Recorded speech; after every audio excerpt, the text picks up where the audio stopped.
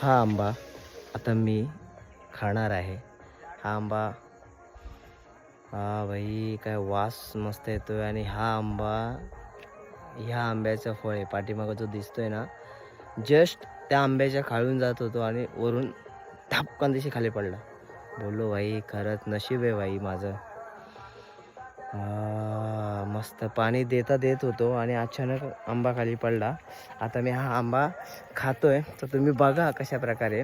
पहिलं तर सुरुवातीला त्याचं पूर्णपणे हे काढून द्यायचं. हे बघ.